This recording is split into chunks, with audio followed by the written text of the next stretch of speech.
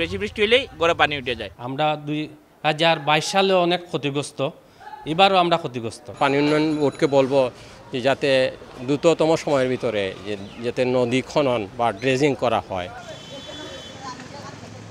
সুরমা নদীকে কেন্দ্র করে 300 বছরের পুরনো প্রাচীন কালীঘাট বাজার সিলেট অঞ্চলের পাইকারি ব্যবসার অন্যতম কেন্দ্র। সাম্প্রতিক বন্যায় বারবার ব্যবসায়ীদের গুনতে হচ্ছে লোকসান।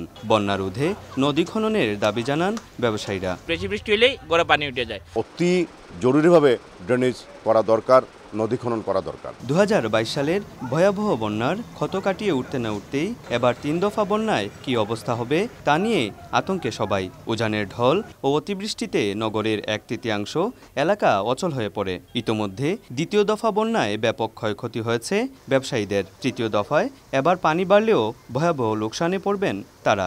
আমরা 2022 সালে অনেক ক্ষতিগ্রস্ত, এবারও আমরা ক্ষতিগ্রস্ত। বৃষ্টি হলেই নদীর পানি বেড়ে কালীঘাট তলিয়ে যায়। তাই দ্রুত নদী খনন এবং শহর রক্ষা বাদ দিয়ে বন্যার কবল থেকে রক্ষার দাবি আড়তদার সমিতির। অর্ধেক পাউডারে দ্বিগুণ উজ্জ্বলতা।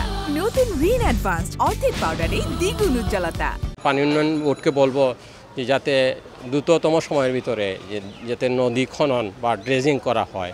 এ ব্যাপারে কার্যকর পদক্ষেপ নেয়ার আশ্বাস সিটি কর্পোরেশন ও পানি উন্নয়ন বোর্ডের। কালীঘাটের পার্শ্ববর্তী যে সরা আছে আমাদের গোয়ালি সরা, সেখানে যাতে আমরা একটা স্লুইস গেট নির্মাণ করতে পারি যাতে ব্যবসায়ীদেরকে তাদের এই ক্ষতি থেকে রক্ষা করা যায়। পানি উন্নয়ন বোর্ডের পক্ষ থেকে একটা স্টাডি চলমান, সেই স্টাডিটা যদি সম্পন্ন হয় তাহলে আমরা সুরমা কুশিয়ারায় প্রায় 110 কিলোমিটার খনন করব এবং সাথে আরও 20টি খাল খনন করব। 29 মে থেকে শুরু হওয়া বন্যায় এখনও 8 উপজেলার 1,500 গ্রামের বাসাবাড়ি ও দোকানপাট পানিতে তলিয়ে আছে।